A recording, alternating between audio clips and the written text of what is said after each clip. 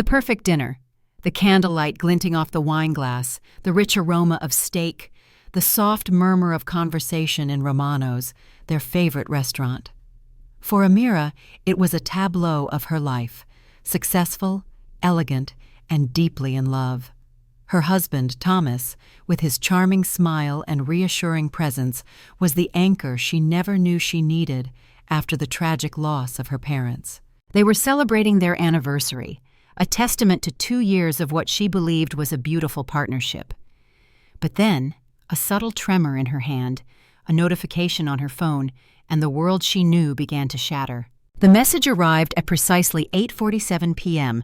from a number she hadn't seen in 3 years, her estranged brother Isaiah. "Get up and go. Don't say anything to your husband. He married you for your inheritance, and tonight he'll act."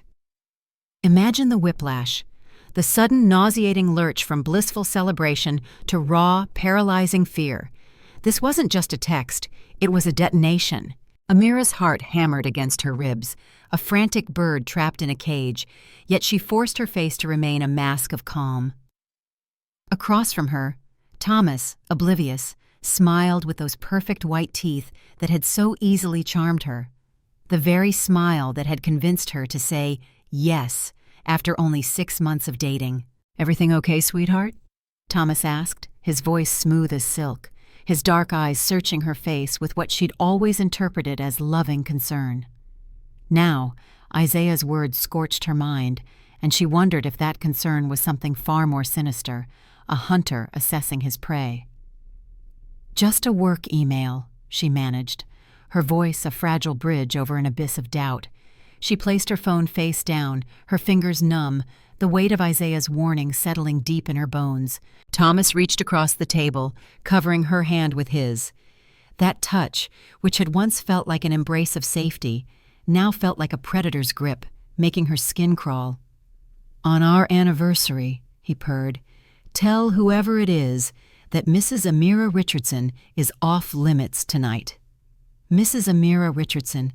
She had been so proud to take his name, to finally have someone who wanted to build a life with her after the crushing loneliness that followed her parents' accident 3 years ago. Thomas had appeared like a guardian angel, a beacon of light in her darkest hour, filling the empty spaces in her heart. But Isaiah's message suggested that her guardian angel was, in fact, a wolf in sheep's clothing. Could Isaiah be telling the truth? The question was a maelstrom in her mind.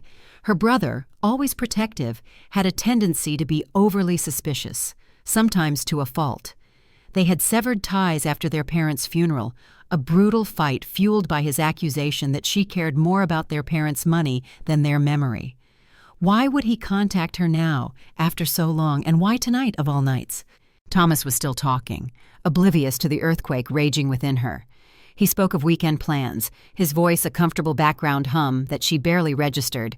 She nodded, smiled in all the right places, but her mind was replaying every moment of their 3-year relationship, searching for cracks in the facade. 3 years ago, when her parents died, she had inherited everything: Richardson Industries, their real estate holdings, stocks, bonds, a trust fund worth millions. Thomas had been incredibly supportive during the legal process, helping her navigate complex paperwork, suggesting lawyers and financial advisors. Had it all been part of a meticulously crafted plan from the very beginning? "I love watching you think," Thomas said, his thumb stroking her knuckles. "Your mind is always working. It's one of the things that attracted me to you." Amira looked at him, really looked at him, with new, chilling clarity. The expensive suit he claimed was a gift from his mother. The watch, a supposed family heirloom. The easy confidence of a man who had never wanted for anything. She had been so blinded by grief and loneliness, so desperate for connection, that she had never asked the hard questions. She had never peered beneath the surface of his carefully constructed persona. "Thomas," she began carefully, her voice betraying none of the turmoil, "tell me again how your family made their money." He didn't miss a beat. "Old railroad money, remember? My great-grandfather built half the lines between here and Chicago. But you know how it is with old families. Most of it's tied up in trusts and property. I've always had to make my own way." She had heard this story dozens of times, but now it felt rehearsed, polished, like a performance meticulously perfected. Her phone buzzed again, a frantic echo of her racing thoughts. Another message from Isaiah. "He's been planning this for months. Get out now, trust me." In that moment, something shifted inside Amira. Her hands were steady now, her mind clearing with a cold resolve. She had built Richardson Industries from a small family business into a major corporation. She hadn't done that by panicking or making rash decisions. If Isaiah was right, if Thomas really was after her money, then she needed evidence. She needed to be smart. She had to understand the game before she could win it. "Excuse me," she said, standing gracefully. "I need to powder my nose." Thomas started to stand, but she waved him down. "Finish your steak. I'll be right back." The words were a shield, buying her precious moments. In the solitude of the opulent restaurant bathroom, her fingers shaking, Amira called Isaiah. "Amira," his voice was tight with worry, a tremor of fear she hadn't heard since their parents' accident. "Is this real?" she whispered, the question hanging heavy in the air. "I've been tracking him for weeks," Isaiah confessed, his words a confirmation of her worst fears. "He's done this before. There was a woman in Portland 2 years ago, another in Denver, both wealthy widows, both lost everything." The world tilted on its axis. Amira gripped the cool marble counter, fighting the sudden onset of vertigo. Her carefully constructed reality imploded, replaced by a terrifying predatory narrative. "How do you know all this?" she asked, her voice barely a whisper. "Because I hired a private investigator 6 months ago," Isaiah revealed. "I was worried about you, and I was right to be. Amira, he's going to drug you tonight. The plan is to get you to sign papers while you're not thinking clearly. By tomorrow morning, he'll have access to everything." Amira stared at her reflection in the mirror. Her dark skin looked ashen, her usually bright eyes wide with shock. But underneath the fear, something else was building, something hot and fierce. It was rage, sharp and incandescent. It was the birth of a new Amira. "What do I do?" she asked, her voice stronger now, laced with a nascent determination. "Leave right now. Don't go back to the table. Don't go home. Come to my apartment. We'll figure this out together." 3 years of marriage. 3 years of thinking she had found her partner, her equal, her future. 3 years of carefully constructed lies. "Amira, are you there?" Isaiah's voice pierced through her daze. "I'm here," she replied, her voice steady, resolute. "Send me your address." When she walked back to the table, Thomas was on his phone, quickly hanging up when he saw her. "Work call," he said apologetically. "Sorry, baby. Where were we?" "Actually," she said, picking up her purse, "I'm not feeling well. I think I might be coming down with something." Perfect, loving concern flooded his face. "Oh, no. Do you want to go home? I can take care of you." No, you stay and finish your dinner. I'll just catch an Uber home and get some rest." "Are you sure? I don't mind." "I'm sure." She leaned down and kissed his cheek, the same cheek she had kissed goodbye that morning when she thought her biggest worry was choosing between a blue dress or a black one for dinner. "I love you." The words tasted like poison in her mouth, a bitter oath sworn to a ghost. "I love you too, sweetheart. Feel better. I'll be home soon." Amira walked out of Romano's with her head high, her shoulders straight. Behind her, she left her anniversary dinner, her wine glass still half full, and a marriage to a man she was beginning to realize she had never really known at all. The cool night air hit her face as she stood on the sidewalk, phone in hand, ordering a car that would take her away from the life she thought she knew and toward a truth she wasn't sure she was ready to face. But ready or not, she was going to face it. The text from Isaiah had changed everything, and there was no going back. The Uber driver kept glancing at her in the rearview mirror, probably wondering why a woman in an expensive dress was crying silently in the back seat at 9 o'clock on a Wednesday night. Amira didn't care. The tears weren't from sadness. They were from rage, so pure it felt like acid in her veins. Isaiah's apartment was in a part of town she rarely visited, a 20-minute drive from the restaurant, but a world away from her usual life of high-stakes business and glittering charity galas. As the car wound through narrow streets, lined with converted warehouses and art studios, she thought about all the signs she had missed. The subtle, insidious ways Thomas had woven himself into the fabric of her life, isolating her, slowly gaining control. He always seemed to know exactly what to say when she was feeling overwhelmed by business decisions. He had encouraged her to simplify her financial arrangements, to consolidate accounts, to trust him with more and more responsibilities. The subtle way he had isolated her from old friends, claiming they were jealous of her success or didn't understand their love. It was a classic playbook executed with chilling precision. Her phone buzzed with the text from Thomas. "Hope you're feeling better, baby. Taking care of the check now. See you at home. Love you." The casual normalcy of it made her stomach turn. This man, her husband, was calmly finishing dinner while his entire meticulously crafted scheme hinged on her returning home to be drugged. The sheer audacity was breathtaking. "This is it," the driver said, pulling up to a brick building with large windows and a heavy wooden door. "Thank you," she managed, tipping him in cash, her mind already racing. Isaiah was waiting for her in the lobby. 3 years had changed him. He looked older, more serious, with new lines around his eyes and gray threading through his hair at the temples. But when he saw her, his face crumpled with relief and something that looked like shame. "Amira," he whispered, wrapping her in a hug that smelled like coffee and old books. For a moment, she was 16 again, and he was 21, telling her everything would be okay after their parents had missed another school play because of work. "I'm sorry," he whispered into her hair. "I'm so sorry I waited this long. I'm sorry I wasn't there when you needed me." She pulled back and looked at him. "Tell me everything, all of it." His apartment was exactly what she expected. Books everywhere, a computer setup that looked like mission control, and the kind of organized chaos that meant a brilliant mind at work. He made coffee while she sat on his couch, still in her anniversary dress, still trying to process that her entire life had just collapsed. "Start from the beginning," she said when he handed her a mug. Isaiah sat across from her, his own coffee untouched, his face a grim testament to the gravity of the situation. "6 months ago, I got a call from Mom and Dad's old lawyer, Henderson," Isaiah began, his voice low and serious. He was retiring and wanted to make sure all the estate paperwork was in order. When he started going through the files, he noticed some irregularities. Amira's grip tightened on the mug. "What kind of irregularities?" she asked, her voice barely a whisper.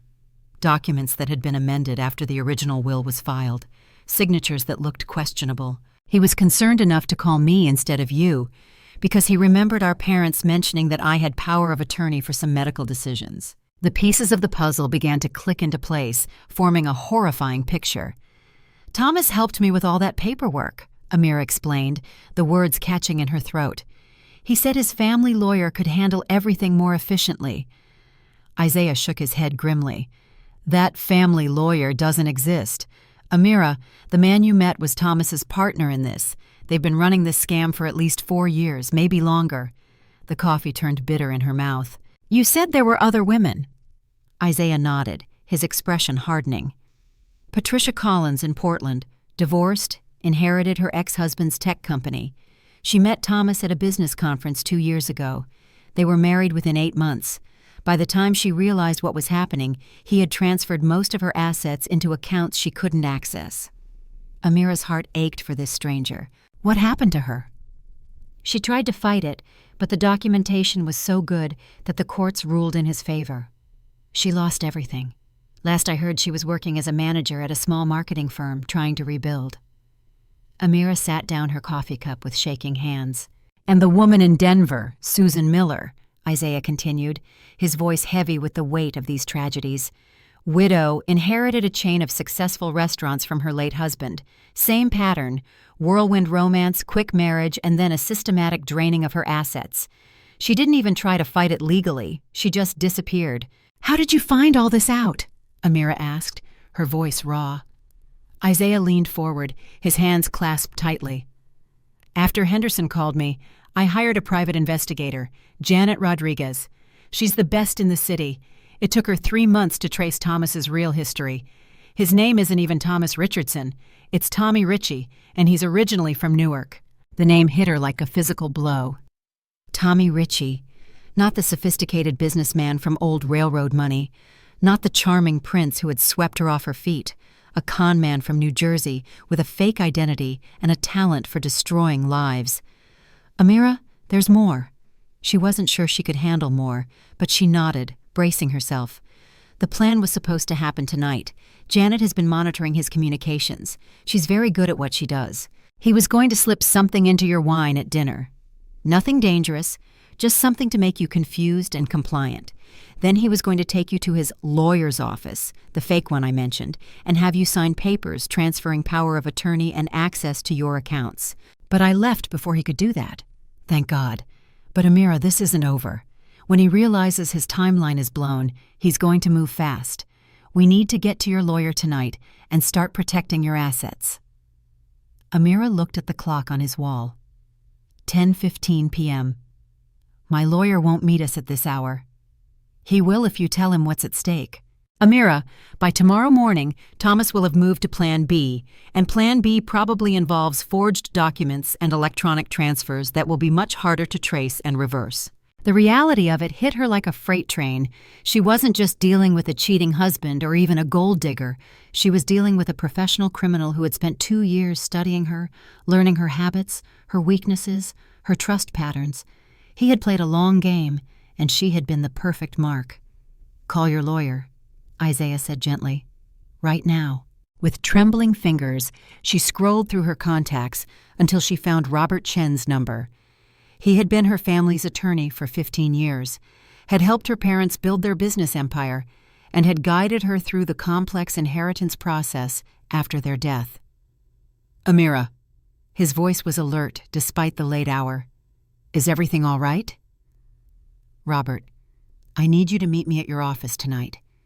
It's about Thomas and my estate, and it can't wait until morning. There was a pause. Robert Chen was not a man easily ruffled, but she could hear the concern in his voice when he spoke again. What's happened? I think my husband has been systematically planning to steal my inheritance, and I think he was going to make his move tonight. Another pause, longer this time. I'll meet you at the office in 30 minutes.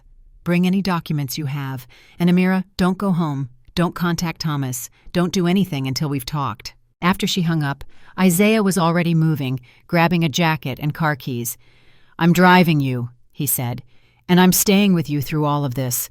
I failed you once when you needed family. I won't do it again. As they rode the elevator down to the parking garage, Amira caught sight of her reflection in the polished doors. The woman looking back at her was still wearing the black dress she had chosen so carefully for her anniversary dinner. Still wearing the diamond earrings Thomas had given her for their first anniversary, earrings she now realized had probably been paid for with her own money. But there was something different in her eyes. The naive, trusting woman who had walked into Romano's 3 hours ago was gone. In her place was someone harder, sharper, angrier, someone who was ready to fight. Isaiah, she said as they walked toward his car. Yeah? Thank you for not giving up on me. Even when I gave up on us. He squeezed her hand. That's what family does, Amira. We protect each other. As they drove through the empty streets toward Robert Chen's office, Amira's phone buzzed with another text from Thomas. Getting worried about you, baby. You're not answering my calls. Coming home now to check on you. She turned off her phone and stared out at the city lights. Let him come home to an empty house.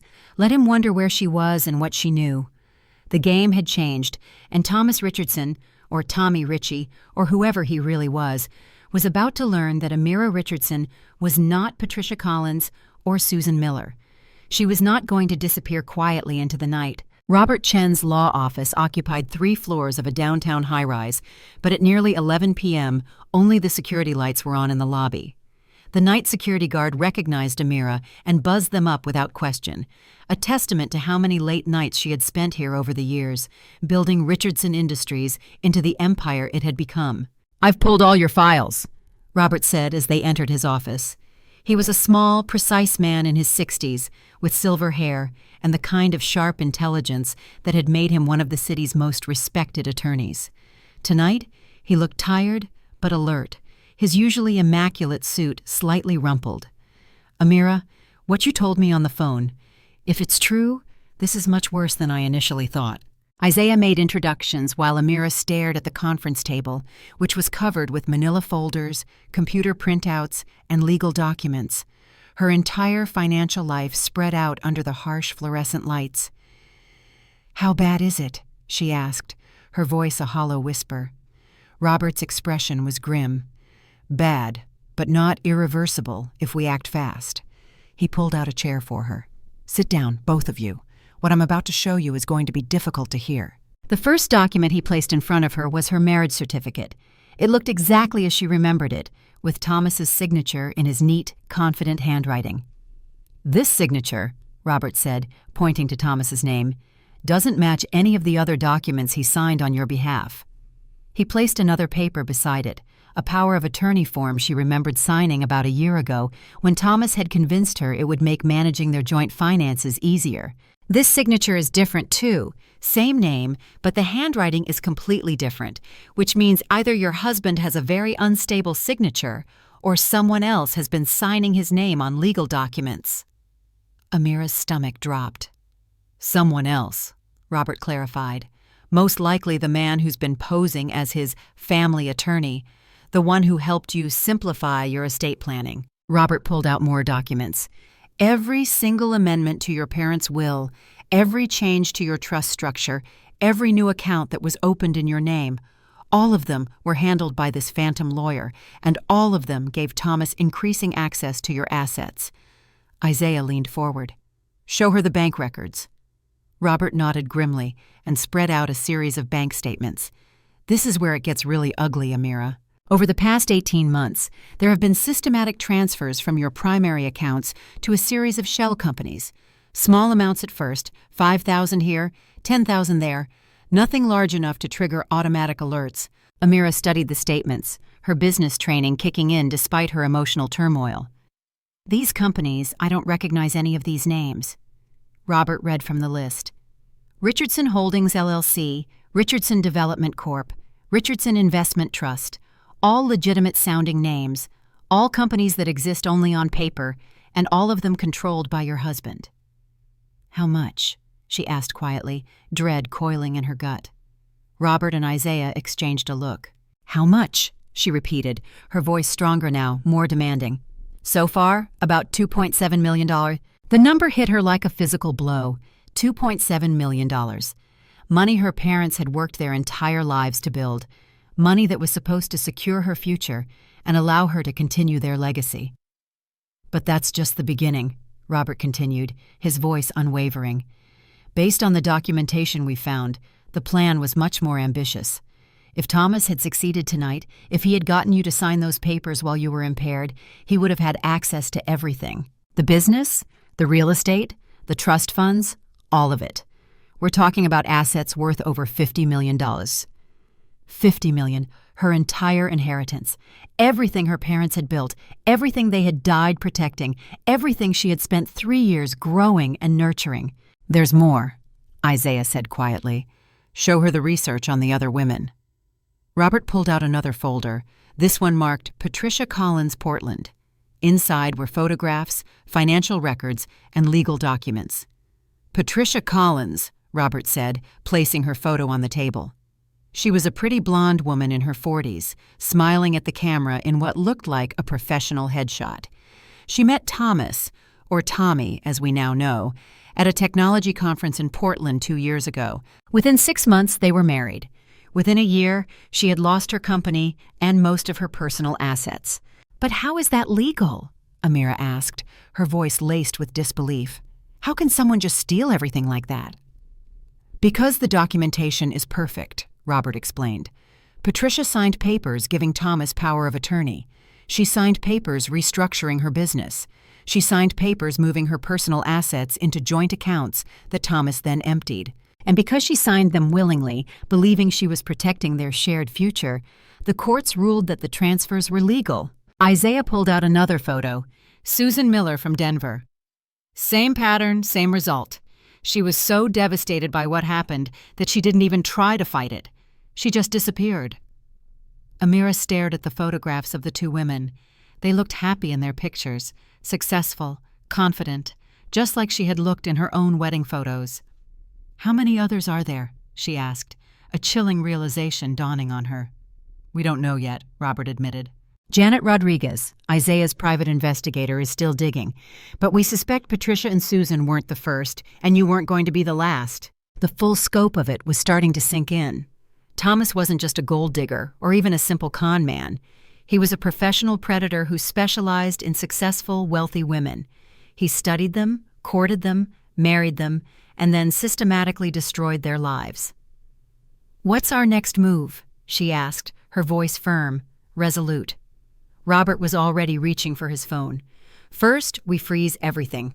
Every account, every asset, every investment. As of right now, Thomas Richardson, or Tommy Ritchie, or whatever his real name is, gets nothing more."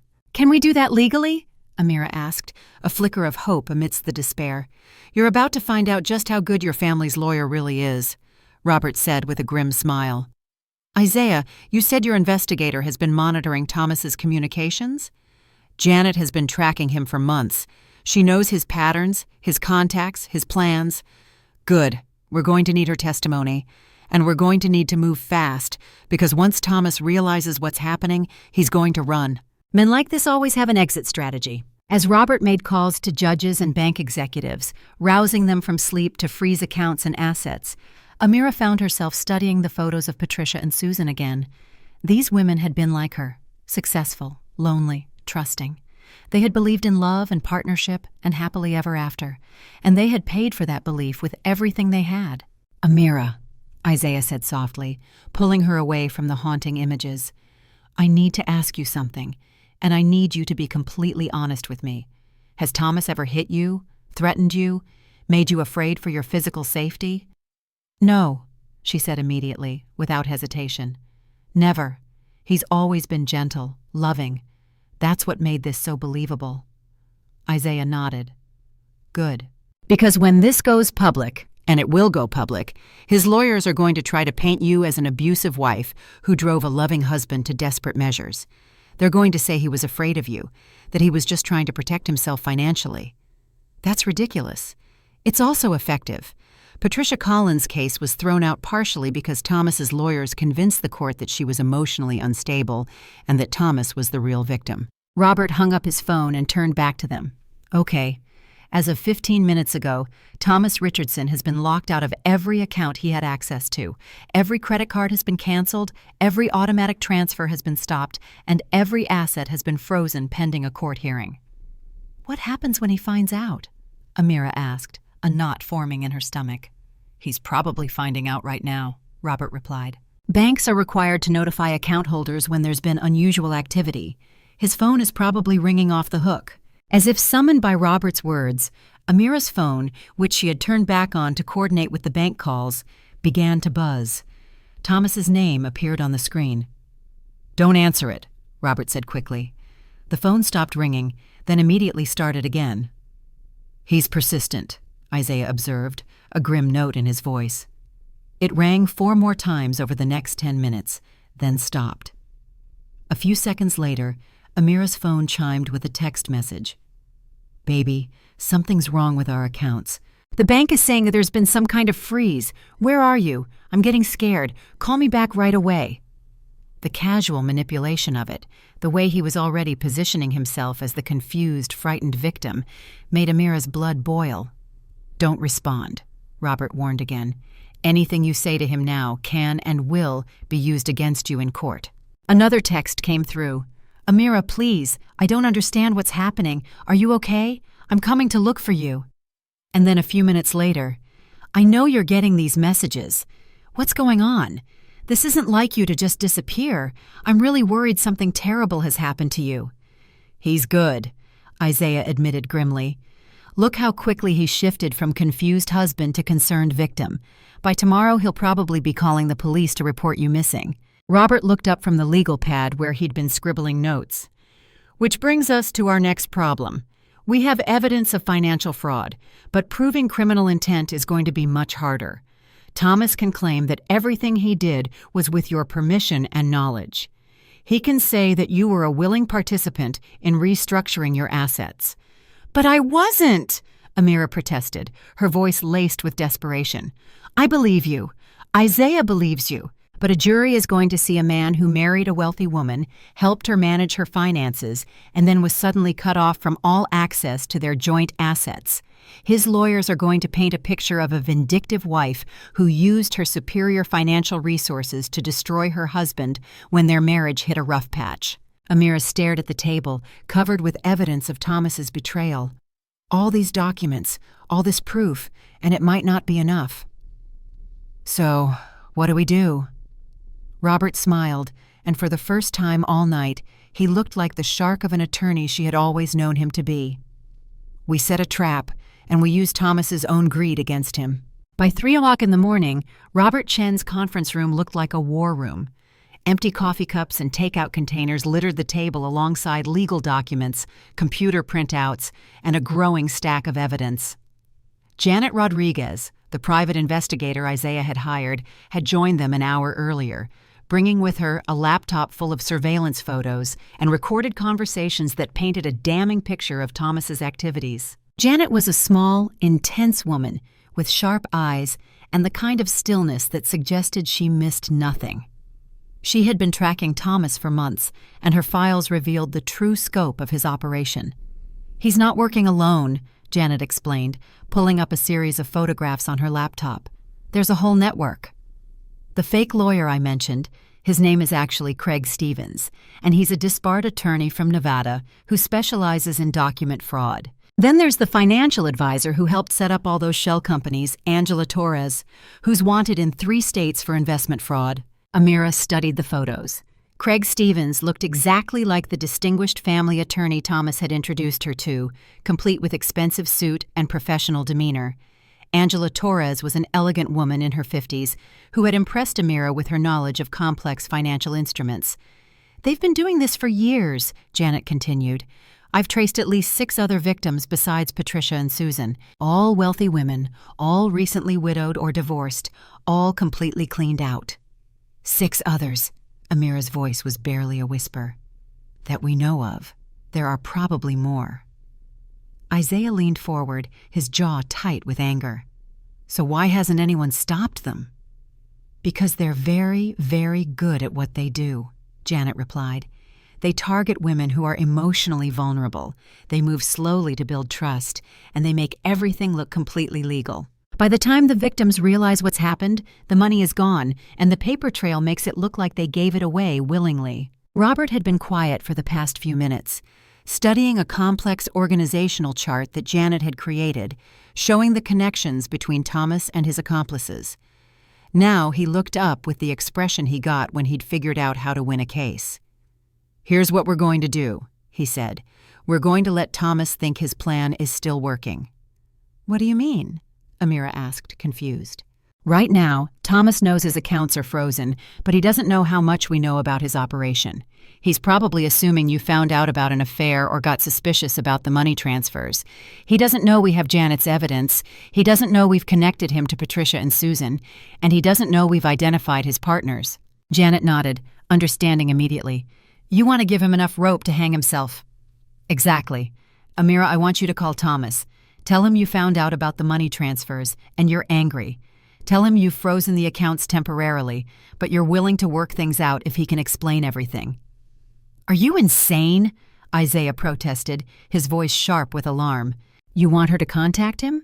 To give him another chance to manipulate her?" "I want him to think he still has a chance," Robert corrected, his gaze steady. "Because if Thomas thinks he can salvage this situation, he's going to make mistakes. He's going to contact his partners. He's going to try to move the money that's already been stolen. And Janet is going to be recording every conversation, tracking every movement, documenting every crime." Amira felt her phone buzz again. Another message from Thomas. "Amira, I'm at the police station. I'm filing a missing person report. Please contact me immediately so I can tell them you're safe." "He's escalating," Janet observed. "Getting law enforcement involved makes him look like the concerned husband and puts pressure on you to resurface, which is exactly what we want," Robert said. "Amira, are you willing to do this? It's going to mean pretending to still care about him, pretending to believe his lies, pretending to consider giving him another chance." The thought of hearing Thomas's voice, of listening to him lie to her face, made her stomach churn. But she thought about Patricia Collins working as a marketing manager after losing everything. She thought about Susan Miller, who had simply disappeared rather than fight. She thought about the 6 other women Janet had mentioned, women whose names they didn't even know yet. "I'll do it," she said quietly, her voice imbued with a steel that surprised even herself. "Good. But first, we need to make sure you're completely protected." Robert pulled out another set of documents. "I'm filing an emergency petition with the court to have you declared the sole controller of all Richardson assets, pending a full investigation into financial irregularities. I'm also requesting a restraining order that will prevent Thomas from accessing any joint accounts or properties." Will that hold up with Janet's evidence? Absolutely. But more importantly, it creates a legal record that you took these steps to protect yourself before you contacted Thomas. If this goes to trial, we need to show that you were acting defensively, not vindictively. While Robert worked on the legal filings, Janet walked Amira through the technical aspects of what they were planning. "I'm going to need you to wear a recording device whenever you're in contact with Thomas," she explained, "and we're going to tap your phone with court approval, so every call will be recorded. I'll also be following you at a distance to make sure you're never in any real danger." "Is there a chance he could hurt me physically?" Amira asked, the question chilling her to the bone. Janet's expression was serious. Men like Thomas usually don't resort to violence because it draws the wrong kind of attention. Their whole operation depends on staying under the radar. But when cornered, people can become unpredictable.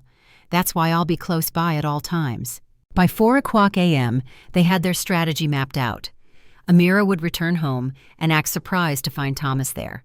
She would confront him about the money transfers, but frame it as hurt and confusion rather than accusation. She would give him a chance to explain, to lie his way back into her good graces. And while he was spinning his web of deception, they would be documenting every word, every contact, every desperate move he made. "Remember," Robert said as they prepared to leave his office, his eyes meeting Amira's, "Thomas has been studying you for 2 years. He knows your patterns, your weaknesses, your emotional triggers, but now you know something he doesn't. You know exactly who he really is." Isaiah drove Amira home as dawn was breaking over the city. Her house, the house she had shared with Thomas for 2 years, looked different somehow. The perfectly manicured lawn, the expensive cars in the driveway, the security system she had paid for. It all felt like a stage set now, a beautiful facade hiding something rotten underneath. "You don't have to do this," Isaiah said as they sat in his car outside her front door. "We can find another way." "No," Amira replied, her voice steady. "He chose me because he thought I was weak, because he thought I was alone and vulnerable and easy to manipulate. It's time to show him exactly how wrong he was." She could see Thomas's silhouette through the living room window, pacing back and forth like a caged animal. Her phone had been buzzing constantly with his messages, each one more frantic than the last. "Baby, please come home. I can explain everything. The police are asking questions I can't answer. Where are you? I know you're angry about the money, but there's a good reason for everything. Amira, I love you. Whatever you think is happening, you're wrong." And the lies came so easily to him, so naturally. She wondered how many times he had sent similar messages to Patricia Collins, to Susan Miller, to all the other women whose lives he had destroyed. "He's going to be very convincing," Janet warned through the earpiece she now wore. "He's had years to perfect his act. Don't let him make you doubt what you know." Amira took a deep breath, straightened her shoulders, and walked up the front steps to her own house. Thomas yanked the door open before she could even reach for her key. His hair was disheveled, his usually perfect clothes wrinkled and stained with coffee. He looked like he hadn't slept, and his eyes were red-rimmed and desperate. "Amira!" He pulled her into his arms so quickly she didn't have time to resist. "Thank God! I've been going crazy. Where have you been? What happened? Why won't you answer your phone?" She let him hold her for a moment, feeling the familiar warmth of his body, smelling his cologne, letting herself remember what it had felt like to believe in this man. Then she pulled away. "I know about the money, Thomas." His face went very still. "What money?" "The transfers, the shell companies, the accounts I didn't know about." She kept her voice level, hurt, but not accusatory. "I got a call from the bank yesterday asking about some irregularities. When I looked into it..." Thomas's expression shifted through a series of emotions: surprise, concern, understanding, and finally, relief. "Oh, sweetheart," he said, reaching for her hands. "Is that what this is about? The business restructuring? Baby, I was going to surprise you with the quarterly reports next week. Those transfers were just moving money into higher yield investments." The lie was so smooth, so reasonable, so perfectly crafted that for just a moment, Amira almost believed him herself. This was why he was so successful. This was how he had fooled Patricia and Susan and all the others. "Higher yield investments," she repeated, playing her part. "Yes, baby, sit down. Let me show you the projections." He was already moving toward his laptop, his movements quick and excited. "You're going to be so proud. I've been working with our financial advisor to restructure everything. We're going to double our portfolio value within the next 2 years." "Our portfolio, our financial advisor." The casual way he claimed ownership of her life's work made her blood boil, but she kept her expression neutral. "I'm sorry I panicked," she said, settling onto the couch beside him. "I just saw all these transfers to companies I didn't recognize, and I got scared." "Of course you did," Thomas said, his voice warm with understanding. "I should have explained everything before I started moving money around. That's my fault." He pulled up a spreadsheet on his laptop. "Look at this." The document was impressive: detailed financial projections, charts showing growth potential, a comprehensive investment strategy that looked completely legitimate. If she hadn't known better, if she hadn't spent the night learning about his previous victims, she might have been convinced. "This is amazing," she lied. "Thomas, I'm so sorry. I doubted you. I should have trusted you." Relief flooded his face. "It's okay, baby. I understand. When you see big numbers moving around, it's natural to get nervous. That's why I wanted to wait until everything was finalized before I showed you." The bank said the accounts were frozen. A shadow crossed his expression. "Just temporarily. There was some confusion about the paperwork. Angela, our advisor, she's working on it right now. Everything should be cleared up by Monday." Angela Torres, the investment fraud specialist who was wanted in 3 states. Amira nodded as if she believed him. "I feel so stupid," she said. "I even went to Isaiah. I was so panicked I called my brother for the first time in 3 years." Thomas's body went rigid. "You talked to Isaiah?" "Just briefly. I was embarrassed to tell him I had suspected my own husband of, well, you know." She laughed softly. "I hung up on him when I realized how ridiculous I was being." Thomas relaxed slightly. "What did you tell him?" "Nothing really, just that I thought there might be some problems with our finances. But I hung up before I said anything specific." She reached over and took his hand. "Thomas, I'm sorry I ran out on dinner. I'm sorry I didn't trust you. I'm sorry I let my fears make me act crazy. Hey." He lifted her hand to his lips and kissed her knuckles gently. "You're not crazy. You're careful. It's one of the things I love about you." The recording device Janet had given her was capturing every word, every lie, every manipulation.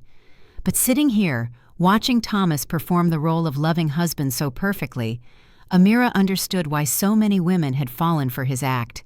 He was very, very good at what he did. "So what happens now?" she asked, her voice innocent, expectant.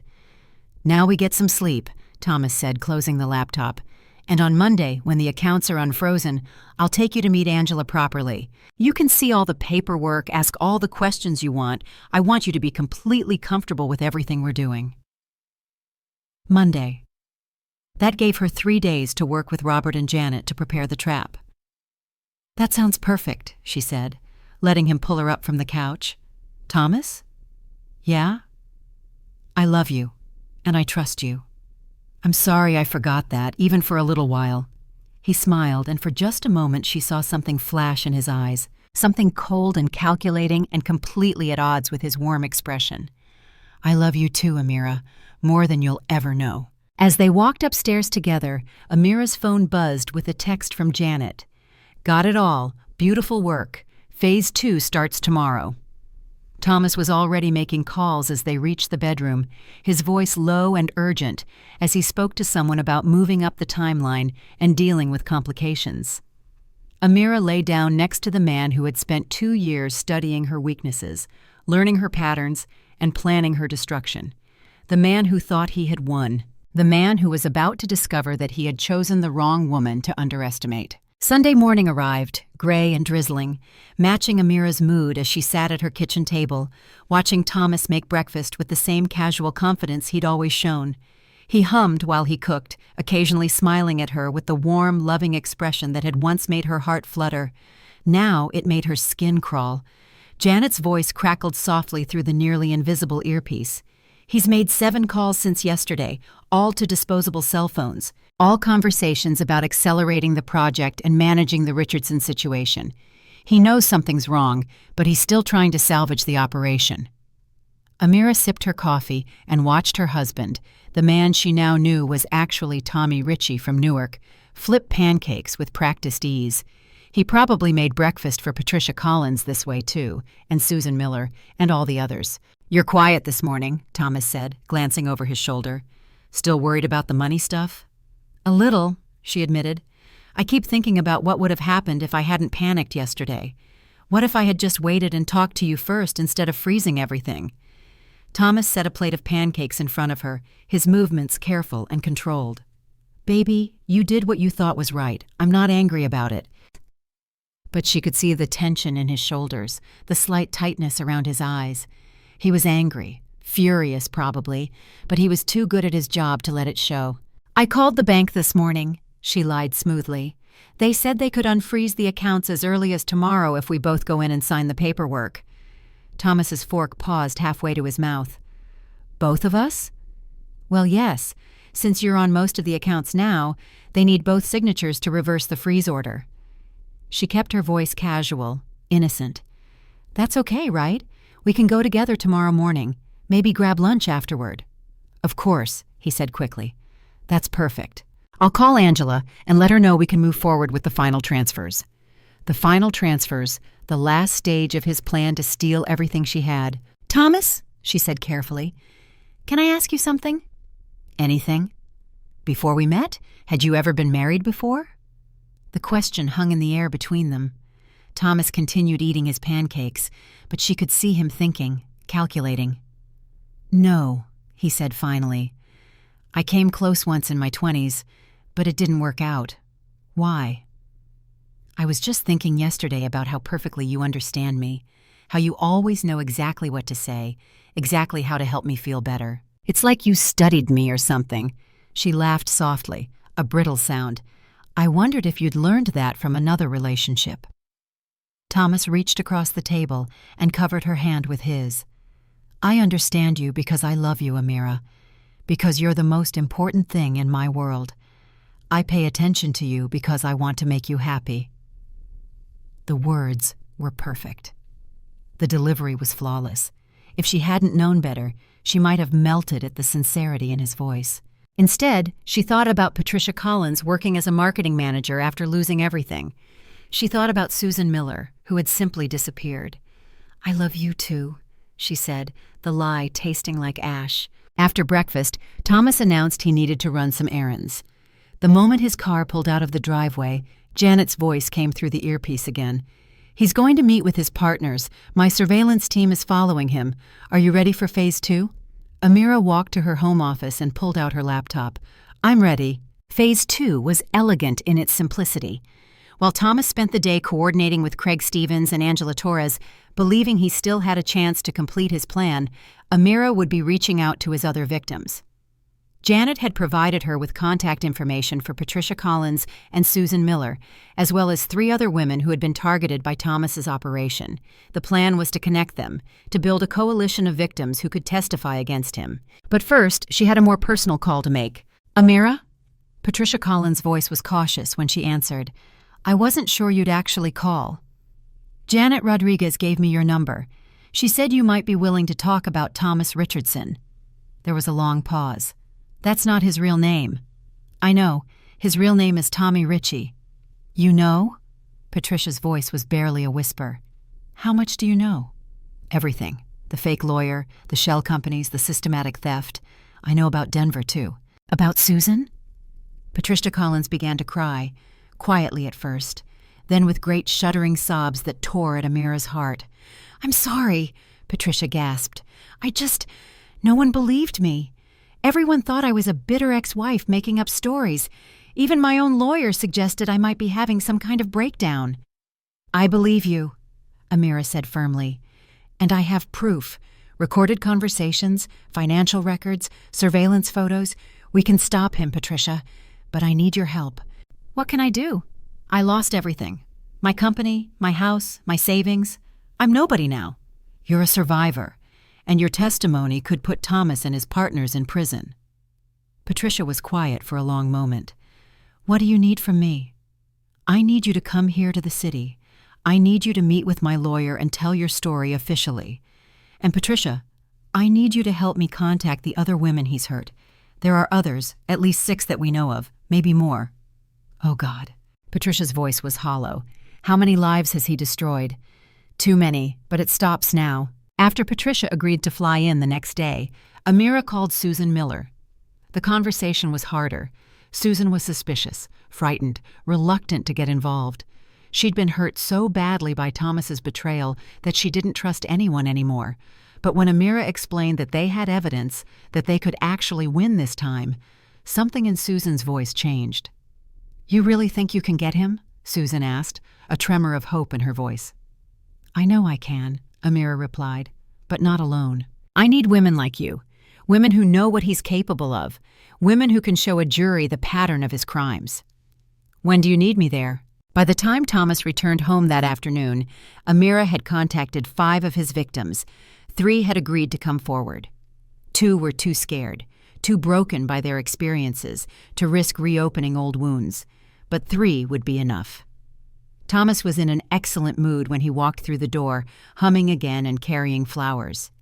"For my beautiful wife," he said, presenting her with a bouquet of white roses. "I know yesterday was stressful, but I have a feeling this week is going to be amazing for us." "They're beautiful," Amira said, accepting the flowers. "How were your errands?"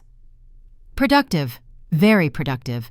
I talked to Angela about expediting our investment timeline. If we can get the accounts unfrozen tomorrow, we can start the final phase of the restructuring immediately."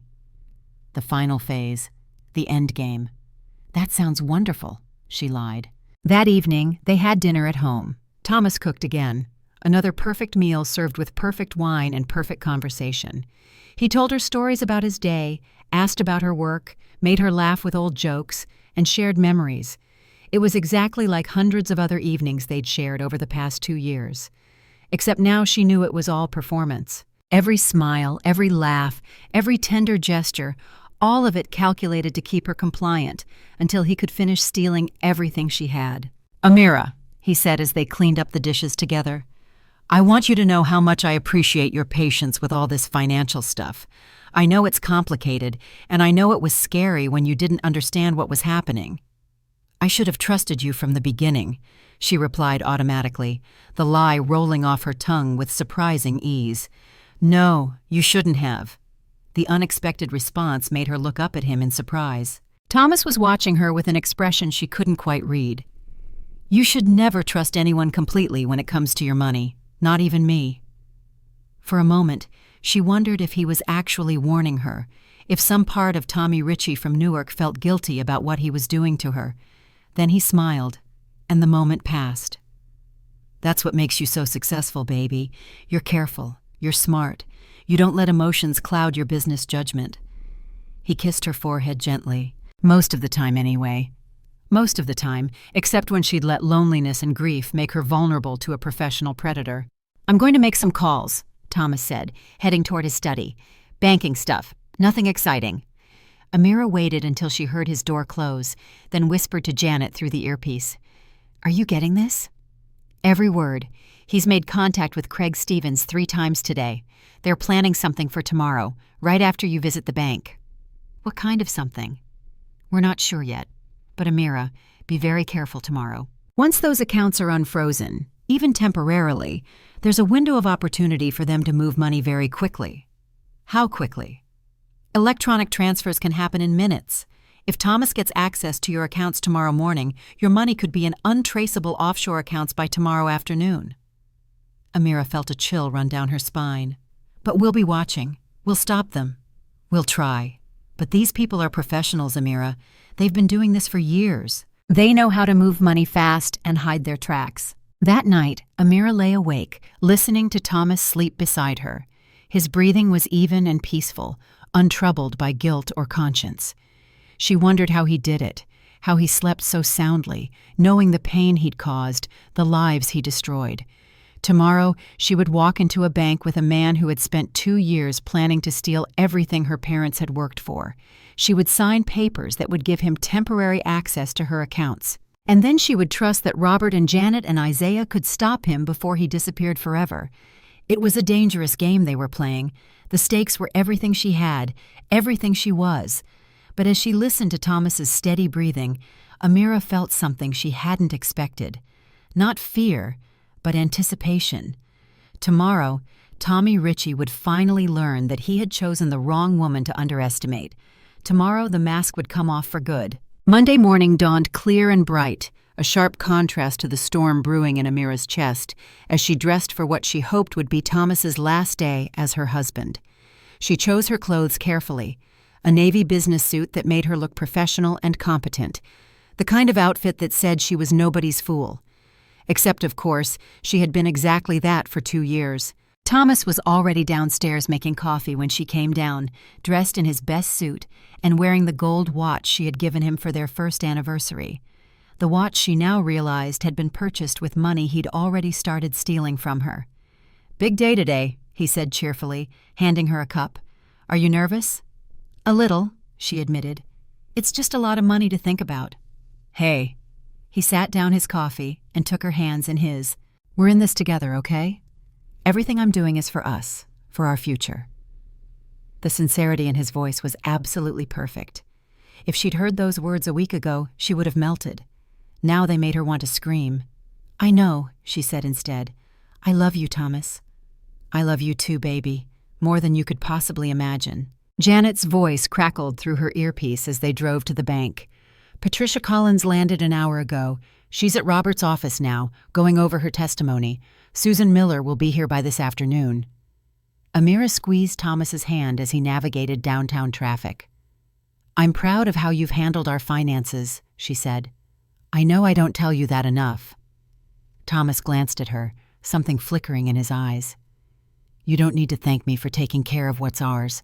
Even now, even knowing what she knew, the casual way he claimed ownership of her life's work made her blood boil. The bank manager, Mr. Peterson, was waiting for them in his office, a middle-aged man with thinning hair and the nervous energy of someone who'd been briefed by lawyers about the delicate nature of this meeting. "Mrs. Richardson," he said, standing to shake her hand. "I'm glad we can resolve this situation quickly. The freeze order caused quite a stir in our systems." "I'm sorry about that," Amira said, settling into the chair across from his desk. "I was concerned about some transactions I didn't understand." "Perfectly understandable. Managing large estates can be complex."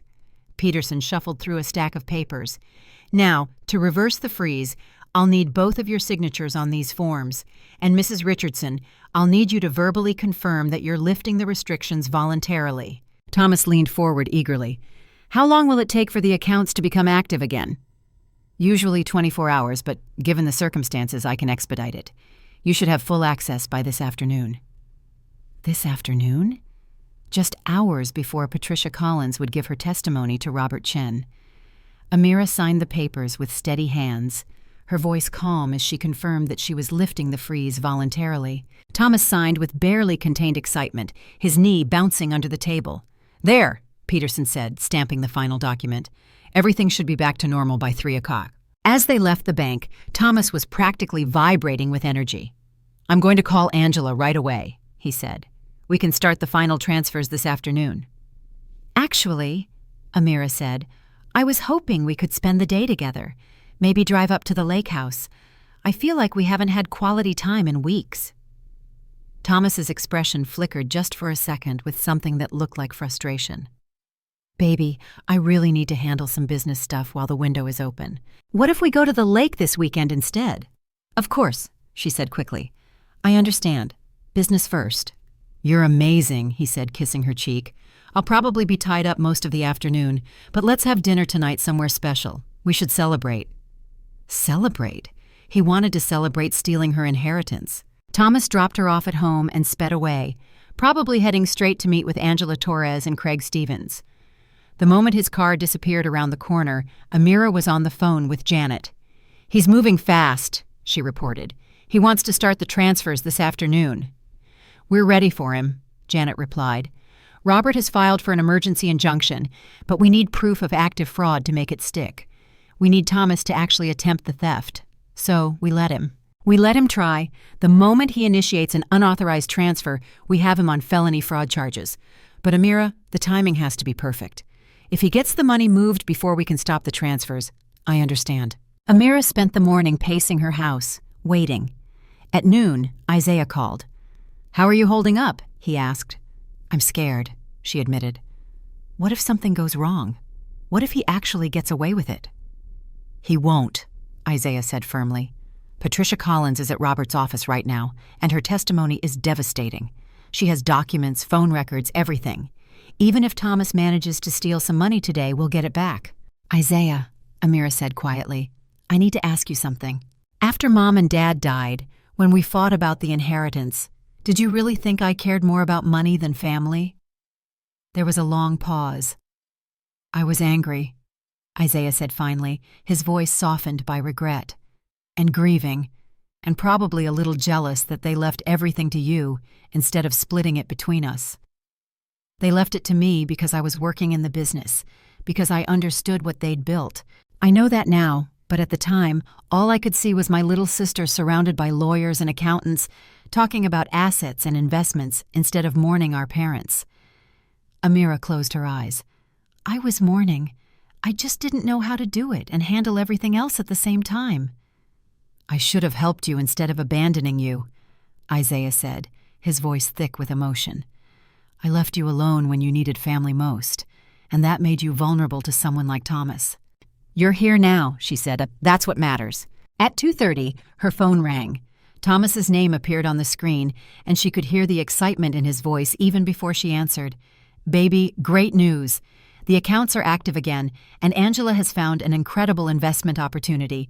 We need to move fast to take advantage of it." "That sounds wonderful," Amira said, her heart pounding. "How much are we talking about?" "Well, it's a significant amount. Most of your liquid assets, actually, but the returns are going to be amazing. Angela thinks we could see 30% growth in the first year alone. 30% growth, or more likely 100% loss, when the money disappeared into untraceable offshore accounts." "Do you need me to sign anything?" she asked, feigning innocence. "No, that's the beauty of it. Remember when we set up the joint account management? I can handle all the paperwork from here. You don't need to worry about any of the boring details." And the joint account management she'd agreed to a year ago, when Thomas had convinced her it would simplify their finances. The legal documents that gave him the authority to move her money without her signature. "Thomas, I trust you completely," she said, her voice a perfect blend of sweetness and surrender. "Do whatever you think is best." "I love you so much, Amira. You're going to be so proud of what we're building together." "What we're building." Right until the end, he maintained the fiction that they were partners in this. After she hung up, Amira sat in her empty house and waited. Janet had positioned surveillance teams around the city, monitoring Thomas's movements and communications. Robert was standing by with the injunction paperwork. Isaiah was at the law office with Patricia Collins, helping coordinate the legal response. At 3:47 p.m., her phone buzzed with a text from Janet. "He's at the bank with Craig Stevens. They're initiating the transfers." "Now," another message came at 3:52. "First transfer complete. $2 million moved to offshore account in the Caymans." At 3:55, second transfer in progress. They're moving fast. At 3:58, Robert's got the injunction. We're freezing everything now. At 4:01, police are moving in. Amira's hands were shaking as she read the messages. It was over. After 2 years of lies and manipulation, after months of planning and preparation, it was finally over. Her phone rang. Thomas's number. "Amira." His voice was different now, harder, colder, with none of the warmth she was used to. "We need to talk. Where are you?" I'm coming home. And Amira, I know what you did." The line went dead. Janet's voice crackled through the earpiece. "He got away from the bank before the police arrived. But we've got Craig Stevens in custody. Thomas is probably heading home. Are you ready for this?" Amira walked to her front window and looked out at the quiet street where she thought she was building a life with the man she loved. In a few minutes, that man would walk through her door. But it wouldn't be Thomas Richardson, her charming husband with the old railroad money. It would be Tommy Ritchie from Newark, and he would be furious. "I'm ready," she said. Thomas's car pulled into the driveway at 4:23 p.m., and Amira watched from her living room window as he sat behind the wheel for a full minute, talking rapidly on his phone. Even from a distance, she could see the tension in his shoulders, the sharp gestures of a man whose carefully constructed world was collapsing around him. When he finally got out of the car, his movements were different, quicker, more aggressive, stripped of the easy confidence she'd grown accustomed to. This wasn't the man who made her breakfast and brought her flowers. This was someone else entirely. He didn't knock. He used his key and walked in like he owned the place, which Amira realized with bitter irony he'd been planning to do legally within a matter of hours. "Hello, Tommy," she said quietly. Thomas froze in the doorway, his hand still on the doorknob. For a moment, his mask slipped completely, and she saw the man underneath, calculating, cold, and very, very angry. "So you know," he said, his voice flat. "I know everything, your real name, Portland and Denver, Patricia Collins and Susan Miller, Craig Stevens and Angela Torres, all of it." Thomas closed the door behind him and walked into the living room, studying her like she was a problem he needed to solve. Gone was any pretense of affection or concern. This was purely business now. "How long have you known?" he asked, his eyes like chips of ice. "Since Saturday night. My brother warned me right before you were going to drug me at dinner." Thomas laughed, a short, harsh sound, completely unlike his usual warm chuckle. "Isaiah, I should have known that sanctimonious prick would cause problems eventually." "He hired a private investigator, Janet Rodriguez. She's been watching you for months." "Janet Rodriguez," Thomas repeated thoughtfully. "She's good. I'll give her that. It took her longer than most to piece everything together." The casual way he discussed his criminal operation, like it was just another business venture, made Amira's skin crawl. "Why me?" she asked, needing to understand, needing to hear it from him. "Out of all the women in the city, why did you choose me?" Thomas settled into the chair across from her, the same chair where he'd sat hundreds of times before, reading the paper or watching TV like a normal husband. Now he looked like a predator in her living room. "You were perfect," he said simply, his voice devoid of emotion. "Young enough to be naive, old enough to have serious money. Recently orphaned, which made you emotionally vulnerable. No siblings in the picture, or so I thought. And you ran your own business, which meant you were used to making financial decisions quickly." He continued, his words like daggers. "I studied you for 3 months before I ever introduced myself. I knew your schedule, your habits, your weaknesses. I knew you went to charity events alone, that you worked too much, that you were lonely. I knew you'd inherited more money than you knew what to do with, and I knew you were desperate for someone to share it with." Each word was like a physical blow. Everything she'd thought was love, was fate, was destiny. It had all been cold calculation. "The other women," she said, her voice shaking. "Did you tell them you loved them too?" "I told them whatever they needed to hear." Thomas's voice was matter-of-fact, completely without emotion. Patricia needed to feel safe after her divorce. Susan needed to feel valued after her husband died. You needed to feel less alone. It's not that complicated, Amira. People will believe anything if you give them what they want. And what I wanted was love. What you wanted was someone to take care of you, someone to make the hard decisions so you didn't have to, someone to fill the empty space your parents left behind. He leaned forward slightly, a grotesque parody of intimacy. "I did love you in my way. You were the easiest mark I'd ever worked." The word mark hit her like a slap. That's all she'd ever been to him. A target, a job, a means to an end.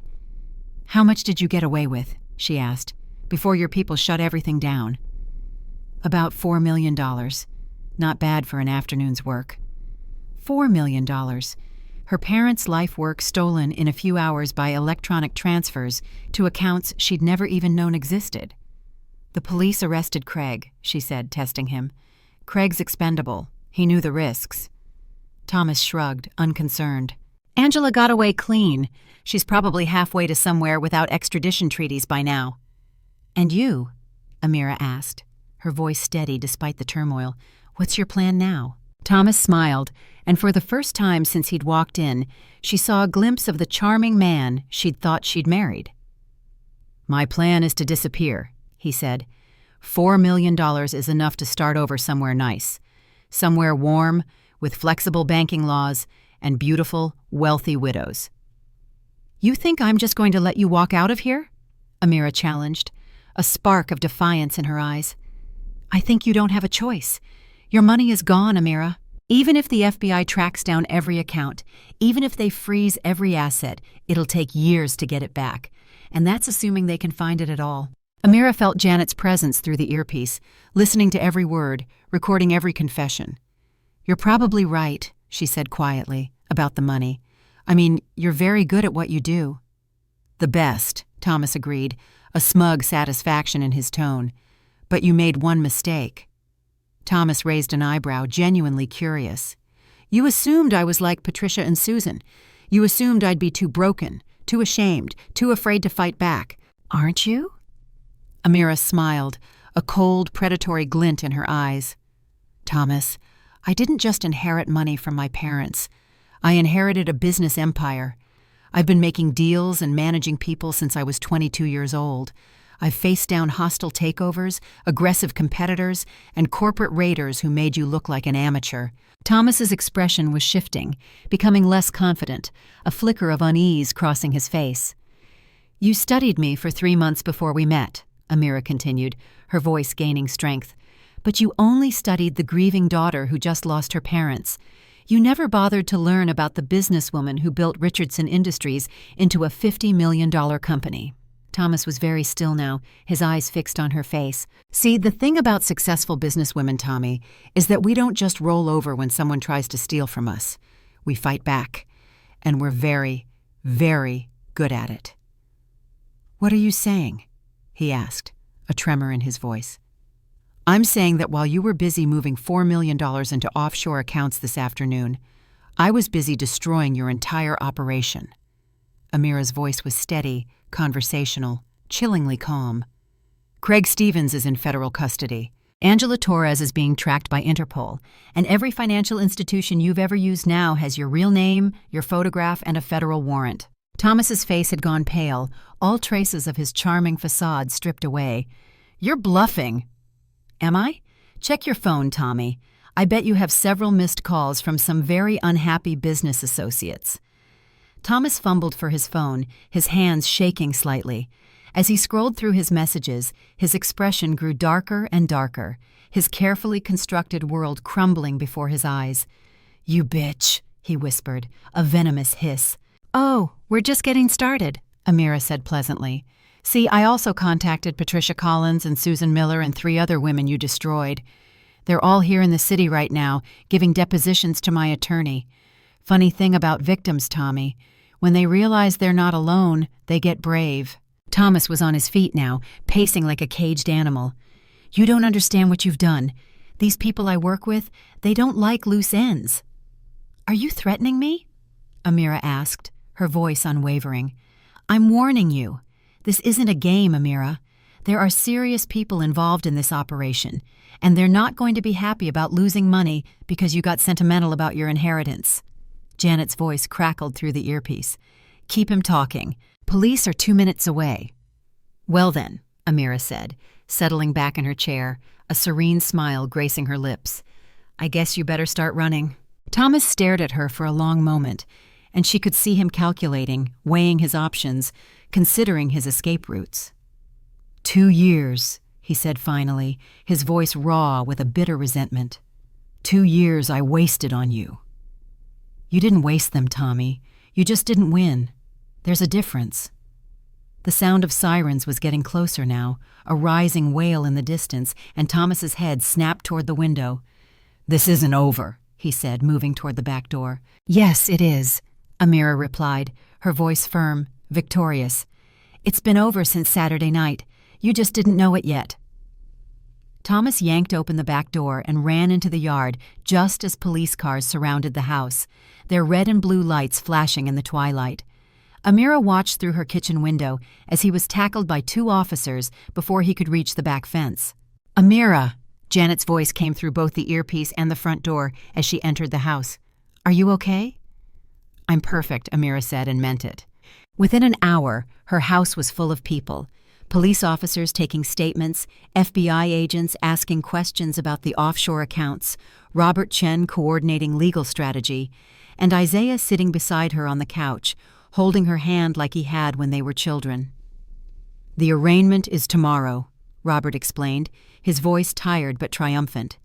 "Thomas, or Tommy Ritchie, is being charged with wire fraud, identity theft, and racketeering. With the evidence we have, plus the testimony from his other victims, he's looking at 20 to 30 years in federal prison." "What about the money?"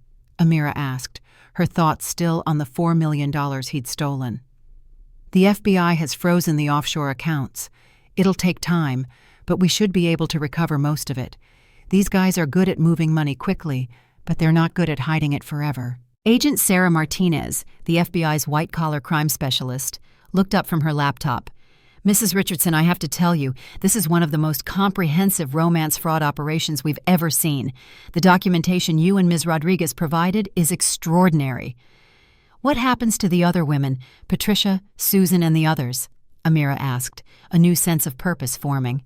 "With Thomas in custody and his financial records exposed, we should be able to help them recover their losses, too. It'll take time, but there's a good chance everyone gets their money back." Patricia Collins had arrived while the police were processing the scene, and now she sat across from Amira with tears streaming down her face. "I can't believe it's really over," she whispered, her voice raw with emotion. "For 2 years, I've been living like a ghost, afraid to trust anyone, afraid to hope for anything. And now we rebuild," Amira said firmly, her hand reaching out to Patricia's. "All of us." Susan Miller arrived that evening along with 2 other victims Amira hadn't spoken to yet, women whose stories were heartbreakingly similar to her own. They sat in her living room, sharing their experiences, supporting each other, planning for the future. "He told me I was special," said Carmen Rodriguez, a widow from Phoenix who'd lost her late husband's construction business to Thomas's schemes. "He said I was different from other women, that I was stronger and smarter and more beautiful." "He told me the same thing," Susan said quietly. "Word for word, probably. We all were special to him," Amira said, a bitter edge to her voice. "Special enough to steal from." Agent Martinez had been listening to their conversation, taking notes. Now she looked up with a grim expression. "Ladies, I need you to understand something. Thomas Ritchie's operation was much larger than we initially thought. We've identified at least 12 other victims across 8 states. Some of them lost everything and never reported the crimes because they were too ashamed or too afraid. 12 other victims. 12 other women whose lives had been destroyed by the man who'd made her breakfast every morning for 2 years. We're going to find every one of them," Agent Martinez continued, "and we're going to make sure they know they're not alone and that there's finally a chance for justice." After the FBI agents left and the police finished their reports, after Robert Chen had explained the legal timeline and Janet Rodriguez had debriefed the surveillance operation, after Patricia and Susan and the other victims had gone to their hotels for the night, Amira found herself alone with Isaiah for the first time in 3 years. "I'm proud of you," he said quietly. "What you did today, what you've been doing all week, it took real courage." "I was terrified the entire time," Amira admitted. "Every moment I was with him, knowing what I knew, I was afraid I'd give myself away."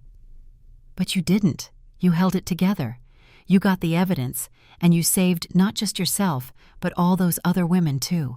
They sat in comfortable silence for a while, processing everything that had happened. "Isaiah," Amira said finally, "I'm sorry about the fight after Mom and Dad died, about choosing the lawyers over family, about not calling you for 3 years." "I'm sorry, too," he replied, his voice soft with genuine regret. "I should have been there for you. If I had been, maybe Thomas never would have been able to get his hooks in you. Maybe. But maybe everything happened exactly the way it was supposed to.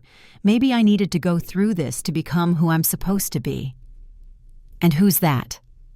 Amira looked around her living room, where just hours earlier she'd confronted the man who tried to steal her life. Tomorrow there would be court hearings and legal proceedings and the long process of rebuilding. But tonight, she was exactly where she belonged. "Someone who doesn't need to be rescued," she said. "Someone who can rescue herself." The courthouse on Tuesday morning was a circus of media attention, federal agents, and curious onlookers who'd been following the story of the romance fraud ring that had targeted wealthy women across multiple states. Amira walked up the courthouse steps, flanked by Robert Chen and Isaiah, her head held high despite the cameras flashing and reporters shouting questions. "Mrs. Richardson, how does it feel to know your husband was a con man? Are you planning to sue for damages? What message do you have for other victims of romance fraud?" Amira paused at the top of the steps and turned to face the crowd of reporters. Robert had advised her not to make any statements, but she had something to say. "My message is simple," she said clearly, her voice strong and unwavering. "If someone has stolen from you, if someone has lied to you, if someone has made you feel ashamed of being deceived, you are not alone. You are not weak. You are not stupid. You are a victim of a crime and you deserve justice." Inside the courthouse, the arraignment was swift and businesslike. Thomas, she still had trouble thinking of him as Tommy Ritchie, appeared in an orange jumpsuit, his hair disheveled and his usual confident demeanor replaced by the hollow look of a man whose world had collapsed overnight. He didn't look at her, not once. The defendant is charged with 12 counts of wire fraud, 8 counts of identity theft, and 1 count of racketeering, the prosecutor announced. The government is seeking detention without bail, given the flight risk and the international scope of the alleged crimes. Thomas's court-appointed attorney, a tired-looking public defender who'd clearly been assigned the case that morning, made a half-hearted argument for bail that the judge rejected within minutes. "The defendant has demonstrated a pattern of assuming false identities and targeting victims across state lines," Judge Harrison said sternly. "Given the sophisticated nature of these alleged crimes and the substantial financial resources potentially available to the defendant through offshore accounts, I find that no amount of bail would reasonably ensure his appearance at trial. Thomas would remain in federal custody until his trial." Amira felt a weight lift from her shoulders that she hadn't even realized she'd been carrying. After the hearing, Agent Martinez approached their group in the courthouse hallway. "Mrs. Richardson, I have some good news," she said. "We've made contact with 4 more victims, and they're all willing to cooperate with the prosecution. We're building a very strong case." 4 more. Amira felt sick thinking about how many women Thomas had hurt. "And there's something else. We've recovered approximately $6.2 million from the offshore accounts. It's going to take some time to sort out who's owed what, but there should be enough to compensate all the victims substantially. $6.2 million. More than Thomas had stolen from her alone, which meant he'd been planning this operation for much longer than anyone had realized. "Agent Martinez," Patricia Collins said, approaching hesitantly, "what about the earlier victims? The ones who might not even know that Thomas has been arrested?" "That's where we need your help," the agent replied, her gaze sweeping over the group of women. "All of you.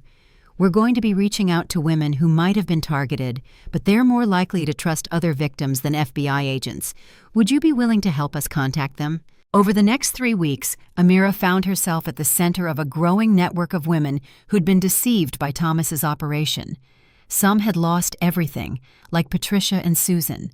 Others had been targeted, but escaped before significant damage was done. A few had been suspicious from the beginning, but hadn't been able to prove anything until now. Each story was heartbreaking in its own way, but what struck Amira most was the strength of these women. They were survivors, fighters, successful people who'd been victimized by a professional criminal operation, but refused to be defined by that experience. "I want to do something," Carmen Rodriguez said during one of their regular video calls. "I want to make sure this doesn't happen to other women." "What did you have in mind?" Amira asked, her voice eager. "I don't know yet. A foundation, maybe? Or a support group? something that helps women recognize the warning signs and gives them resources if they're being targeted. The idea took root quickly among the group. Within days, they were planning what would become the Richardson Foundation, named not after Thomas's fake identity, but after Amira's parents, who'd built their fortune through honest work and who would have wanted their money used to help others. "We could fund education programs," suggested Dr. Linda Hayes, a professor from Denver who'd lost her research grants to Thomas's schemes. "Workshops for recently widowed or divorced women, seminars on financial security, that sort of thing." "And we could provide legal support," added Patricia. "I know what it's like to try to fight these people without proper representation. Most victims can't afford the kind of lawyer you had, Amira." Amira listened to their plans with growing excitement. For the first time since Saturday night at Romano's, she felt genuinely hopeful about the future. But not everyone was supportive of their efforts. "You need to be careful," Robert Chen warned during one of their regular meetings. "Thomas's trial isn't until next year, and his defense team is already trying to undermine your credibility. They're going to argue that you orchestrated this entire thing as revenge for some imagined slight." "What kind of imagined slight?" Amira asked, a bitter laugh escaping her. "Infidelity, financial disagreements, whatever they can think of. They're going to try to paint you as a vindictive wife who used her superior resources to destroy an innocent man." "Innocent man? He stole millions of dollars from at least 16 women." Amira shook her head in disbelief. "You know that, and I know that. But juries can be unpredictable, especially when the defense attorney is good at manipulating emotions." As if Robert's warning had been prophetic, Amira's phone rang that afternoon with a call from an unlisted number. "Amira Richardson?" The voice was female, professional, unfamiliar. "Yes, this is she." "This is Catherine Walsh. I represent Thomas Richardson in his criminal case." Amira's hand tightened on the phone. "I have nothing to say to you, Mrs. Richardson. I understand you're angry, but I think you should know that my client is prepared to make a very generous offer to resolve this situation." "Resolve what situation?" "Your client is a federal prisoner awaiting trial for fraud." "My client is a man whose life has been destroyed by false accusations from a vindictive wife, but he's willing to forgive and forget if you're willing to be reasonable." The audacity of it took Amira's breath away. Forgive and forget. "Thomas is prepared to return the money he borrowed from your joint accounts, plus interest, in exchange for your cooperation in having the charges dropped." "Borrowed?" Amira's voice rose, incredulous. "He stole $4 million. He moved money between accounts that he had legal access to, just as he'd done many times before, with your full knowledge and consent. Mrs. Richardson, you signed documents giving him power of attorney over your finances. Everything he did was perfectly legal. Then why is he in federal prison? Because you've convinced the FBI that a civil dispute between spouses is actually a criminal matter, but it's not too late to correct this misunderstanding." Amira was quiet for a long moment, letting Catherine Walsh's words sink in.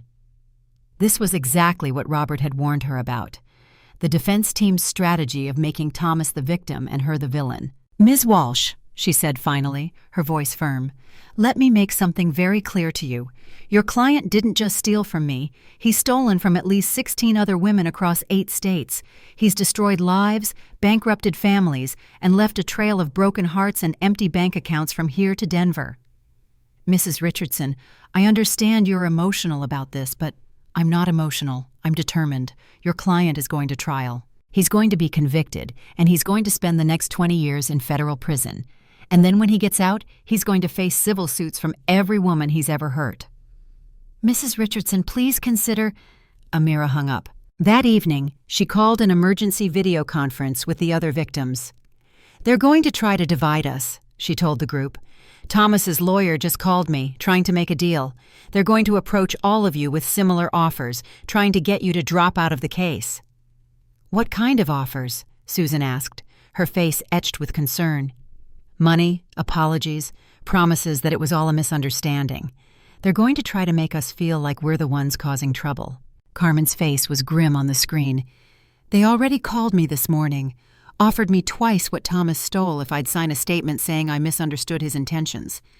"Me too," said Dr. Hayes. "Very professional, very reasonable. They made it sound like I'd be doing Thomas a favor by helping him clear up this unfortunate confusion." "Did anyone take the offer?" Amira asked.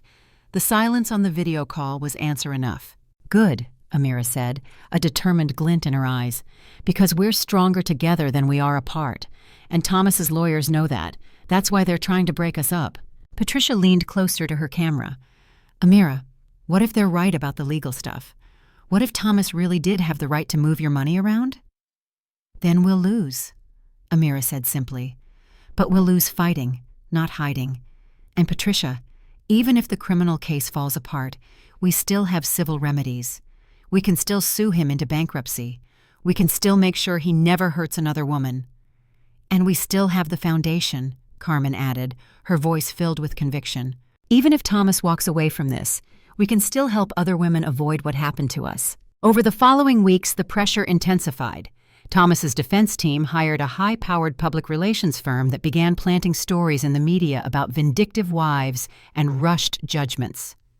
Amira found herself portrayed as a bitter woman who'd used her wealth and influence to railroad an innocent man. But for every negative story, there seemed to be 2 positive ones. Other victims of romance fraud came forward to share their experiences. Women's groups rallied to support the prosecution. Financial experts explained how sophisticated these operations had become and how many people were being targeted. "The tide is turning," Agent Martinez told Amira during one of their regular updates. "Thomas's team is throwing everything they can at this case, but the evidence is overwhelming. And now that we've found the other victims, the pattern is undeniable." "How many others are there now?" Amira asked, her voice tinged with sadness. 23 confirmed victims, and we're still investigating. "Mrs. Richardson, I need you to understand something. This is going to be one of the biggest romance fraud prosecutions in FBI history. The media attention is going to be intense." Amira thought about her quiet life just a month ago, when her biggest worry was choosing what to wear to anniversary dinner. "I can handle it," she said, her resolve hardening. "I believe you can, but I also think you should know Thomas isn't going to go down quietly. His lawyers are going to get nastier, more personal, more vicious. They're going to try to destroy your reputation and your credibility."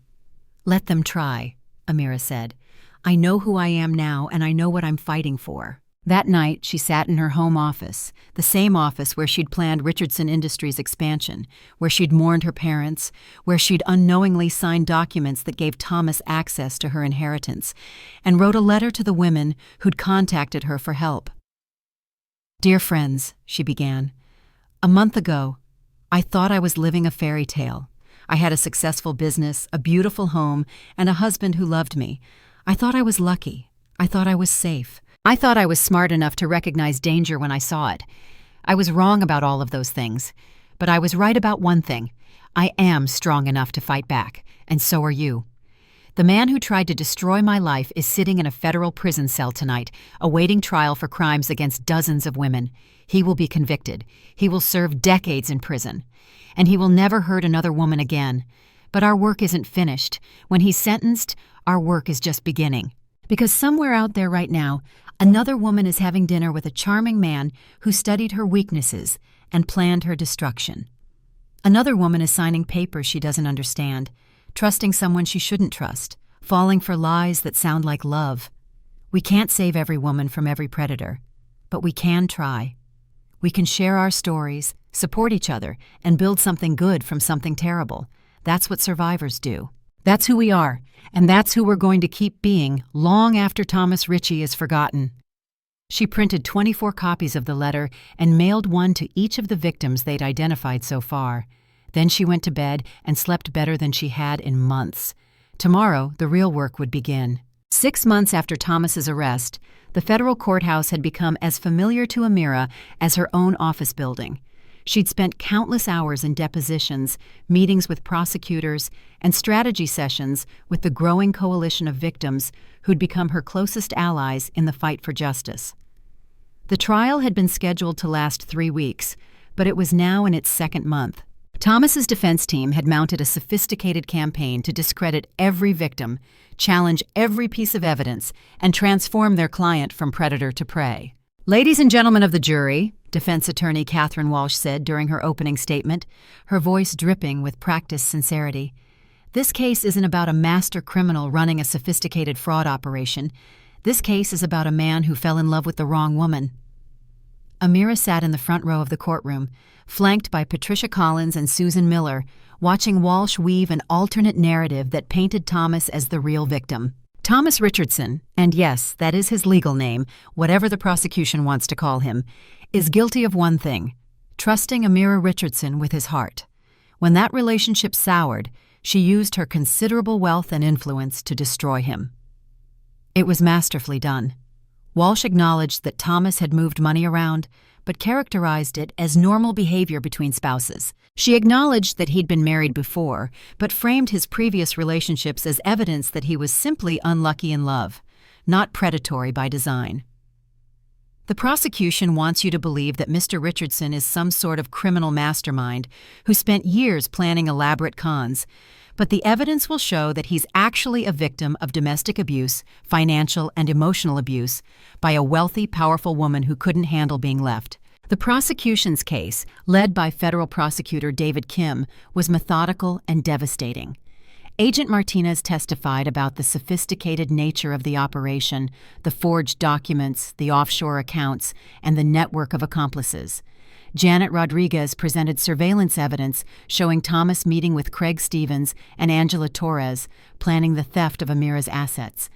But the most powerful testimony came from the victims themselves. Patricia Collins took the stand on a Tuesday morning, her voice steady as she described meeting Thomas at a technology conference in Portland.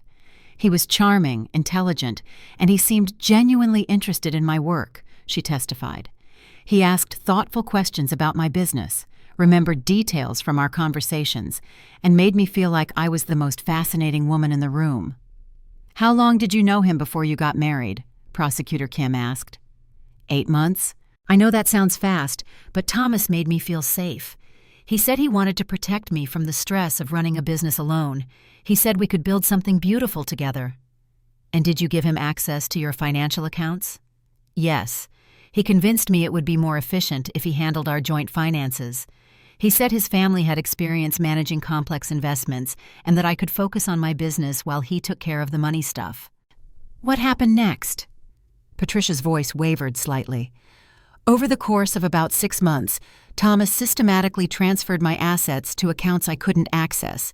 By the time I realized what was happening, my business was bankrupt, and my personal savings were gone. How much did you lose? Everything. About $3.7 million.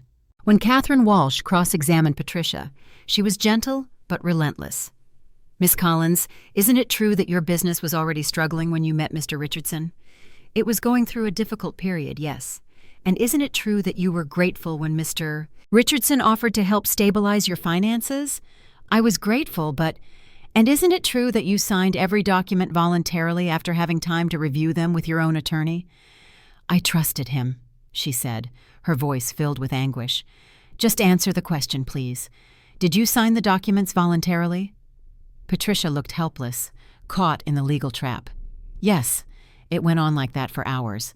Walsh systematically undermined each victim's testimony, showing that they'd all acted voluntarily, all signed legal documents, all benefited from Thomas's financial advice before things went wrong. When it was Amira's turn to testify, she was ready for Walsh's tactics. Mrs. Richardson, Walsh began, her voice smooth and confident. You've characterized my client as a predator who targeted you for your wealth. But isn't it true that you were the one who pursued him? I was attracted to him, yes, but I didn't pursue him in the sense you're suggesting. You invited him to business functions, introduced him to your professional contacts, encouraged him to become involved in managing your assets. He expressed interest in those things.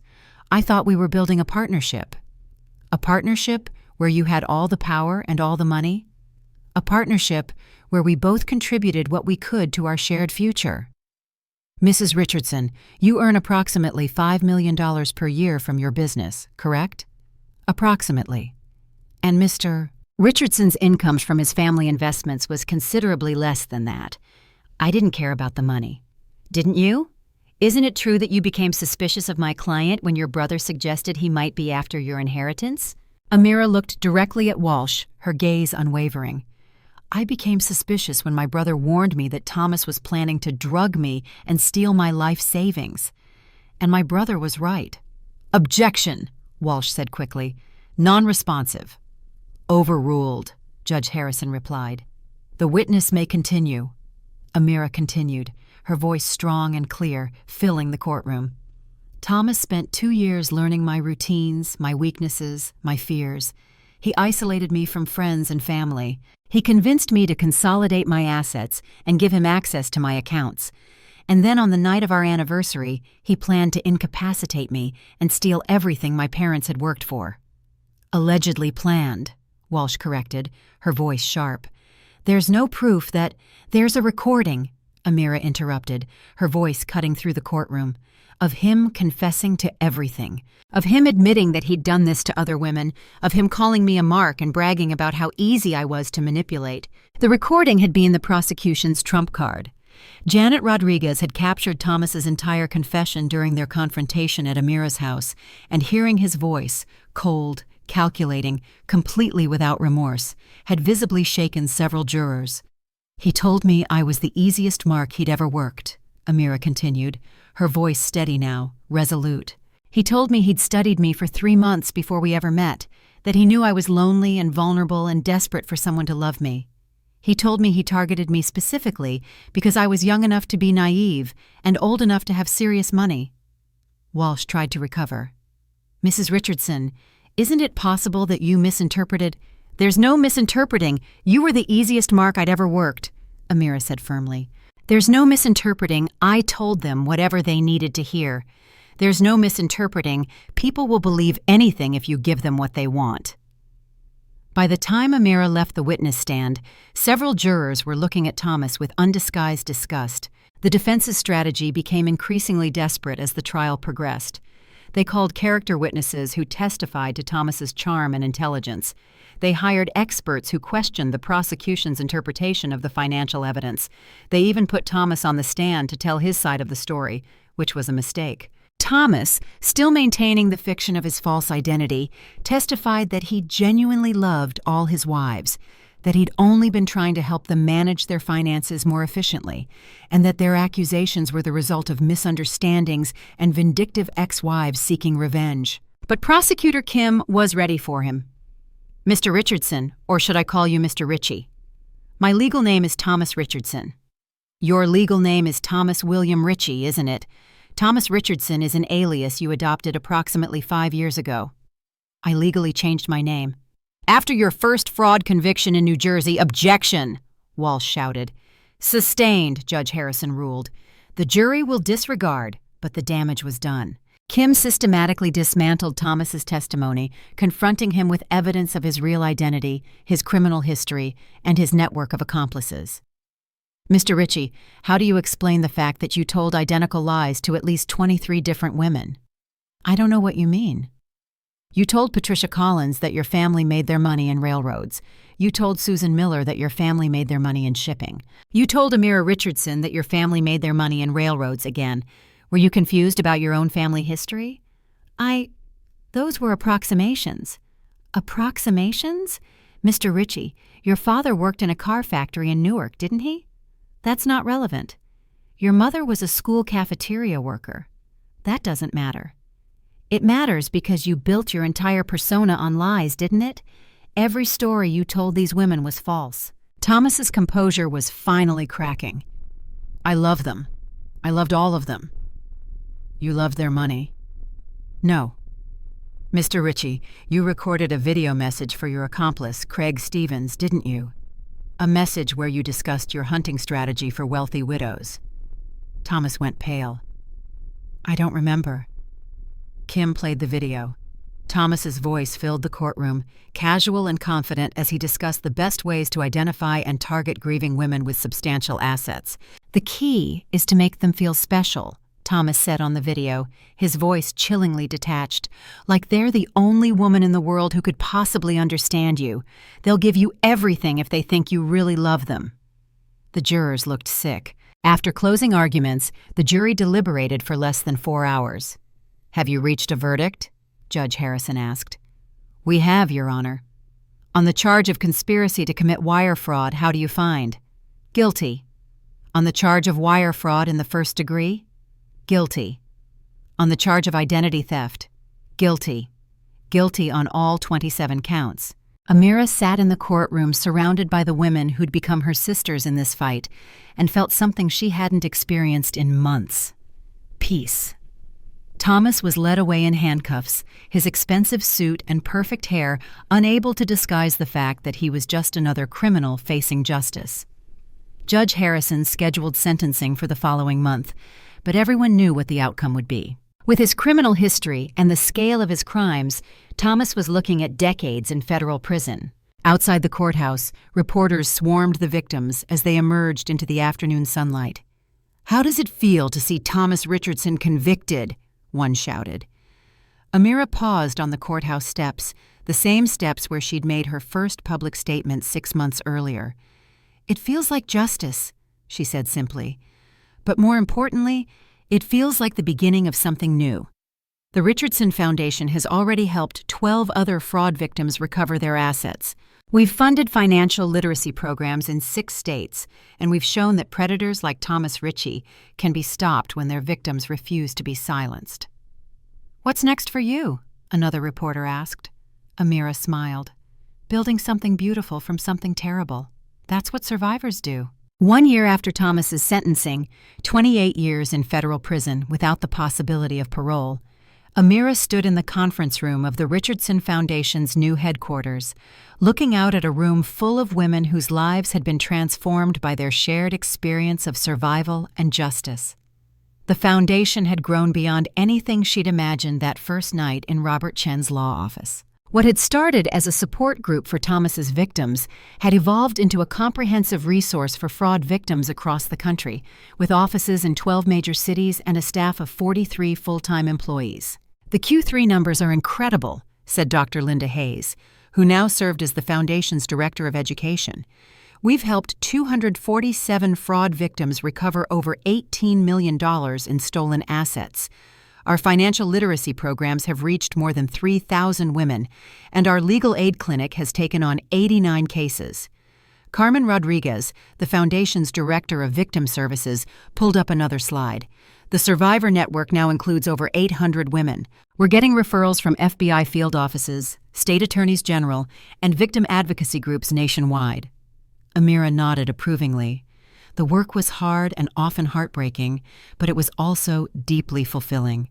Every woman they helped, every predator they stopped, every life they rebuilt, it all felt like a victory, not just for the victims, but for the idea that people could be trusted, that love could be real, that hope could be restored. "Any word on the Brennan case?" asked Patricia Collins, who'd relocated to the city permanently to serve as the Foundation's development director. "The FBI arrested him yesterday in Miami," Carmen reported. "Same pattern as Thomas. Fake identity, wealthy widows, systematic theft. But thanks to our educational programs, 2 of his potential victims recognized the warning signs and reported him before he could do any real damage. It was cases like that that made all the work worthwhile. Every predator they helped catch, every woman they helped save, felt like a small victory against the Thomas Riches of the world." "There's something else," Patricia said, her voice carefully neutral. "I got a call from a reporter yesterday. Thomas is apparently writing a book from prison. A memoir about his relationship with you, Amira." The room went quiet. They'd all known this day would come eventually. Thomas was too narcissistic to disappear quietly into prison obscurity. "What's the angle?" Amira asked calmly. From what the reporter said, he's still maintaining that he was the real victim, that you orchestrated the whole thing as revenge for some imagined slight. He's apparently calling it "The Truth About Amira Richardson, How a Vindictive Wife Destroyed an Innocent Man." Susan Miller shook her head in disgust. "Even in prison, he's still trying to manipulate people." "Let him write his book," Amira said firmly. "Let him tell whatever lies he wants from his prison cell. We know the truth. The jury knew the truth, and anyone who reads his book will be able to find the court records, the testimonies, and the evidence that proved what he really is." "Are you sure you're okay with this?" Dr. Hayes asked. "Having your private life turned into his latest con game?" Amira considered the question. A year ago, the thought of Thomas exploiting their relationship for profit would have devastated her. Now it just seemed pathetic. "I'm not the same woman I was when I met Thomas," she said. "I'm not vulnerable anymore. I'm not isolated. I'm not looking for someone to rescue me or complete me or make me feel worthy. I know who I am now, and I know what I'm worth." After the meeting ended and the others had gone home to their families, Amira remained in the conference room, watching the city lights twinkle outside the windows. Isaiah found her there an hour later, holding 2 cups of coffee. "Penny for your thoughts," he said, settling into the chair beside her. "I was just thinking about Dad," she said, accepting the coffee gratefully. "About what he used to say about building something that lasts. Every business is really a family business because it's about the people you trust and the legacy you leave behind," Isaiah quoted. "He said that at every board meeting. I think he'd be proud of what we've built here," Amira said. "Not just the foundation, but this family we've created. These women who were strangers a year ago and now would do anything for each other. I know he'd be proud. Mom, too." Isaiah was quiet for a moment. "Amira, can I ask you something?" "Always." "Do you ever think about dating again? About finding someone real this time?" It was a question Amira had been asking herself more often lately. At first, the idea of trusting another man had seemed impossible. The thought of being vulnerable again, of opening her heart to someone new, had terrified her. But lately she'd found herself noticing things. The way her contractor's eyes crinkled when he laughed while renovating the foundation's offices. The thoughtful questions asked by the FBI consultant who'd been helping them develop their fraud prevention programs. The kindness of the local restaurant owner who'd offered to cater their events at cost because he believed in their mission. "I think about it sometimes," she admitted, "but I'm in no hurry. For the first time in my life, I'm complete on my own. If someone comes along who adds to that, instead of trying to fix it or change it or exploit it, then maybe." "And if no one does?" Amira smiled. "Then I'll keep building this empire that Dad started and Mom nurtured and Thomas tried to steal. I'll keep helping women find their strength and their voices. I'll keep proving that we're not victims, we're survivors." As if summoned by their conversation, Amira's phone buzzed with a text from an unknown number.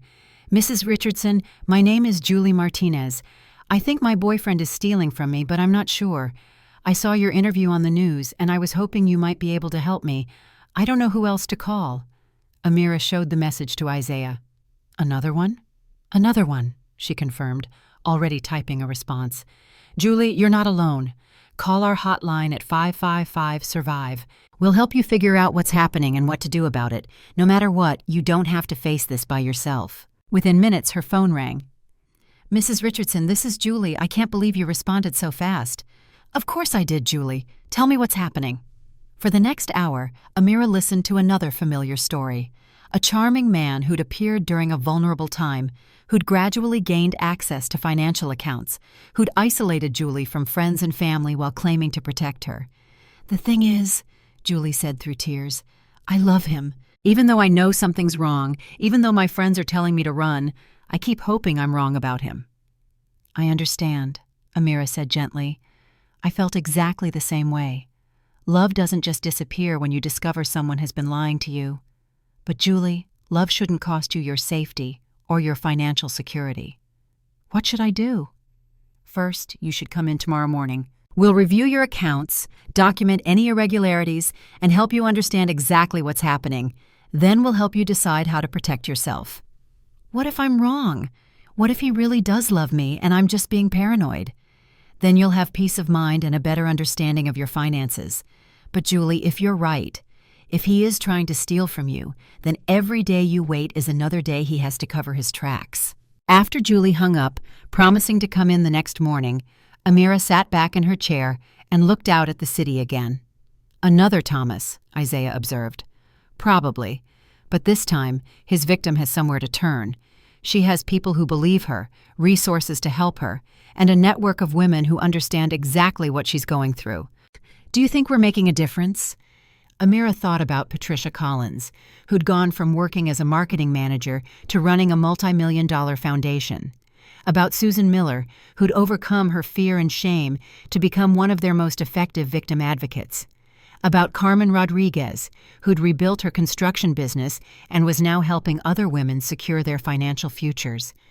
"Look around this room," she said, her voice filled with quiet conviction. 2 years ago, most of us were isolated, ashamed, and convinced we were the only ones stupid enough to fall for a con man's lies. Now we're running a foundation that's helped hundreds of women and stopped dozens of predators. Thomas probably never imagined that his victims would become his worst nightmare, Isaiah said with satisfaction. Thomas never imagined that we'd survive at all. He thought he'd broken us, that we'd disappear quietly and never cause him any trouble. Amira smiled. He was very, very wrong. As they prepared to leave the office, Amira's phone chimed with another message. This one was from Agent Martinez. "Amira, thought you'd want to know. The Miami arrest led to 3 more victims coming forward. The Brennan case is turning into another major prosecution. Your foundation's educational materials were instrumental in helping the victims recognize what was happening to them. 3 more women who wouldn't lose everything to a predator. 3 more families who wouldn't be destroyed by lies and manipulation." "Ready to go home?" Isaiah asked. Amira looked around the conference room one more time, at the photos on the walls of women they'd helped, at the awards they'd received for their advocacy work, at the stack of thank you letters from grateful families. Home.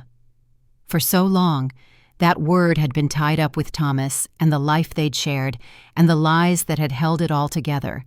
Now it meant something different. It meant the house she'd reclaimed and renovated. It meant the family she'd rebuilt with Isaiah. It meant the sisterhood of survivors who'd become her closest friends. "I'm ready," she said.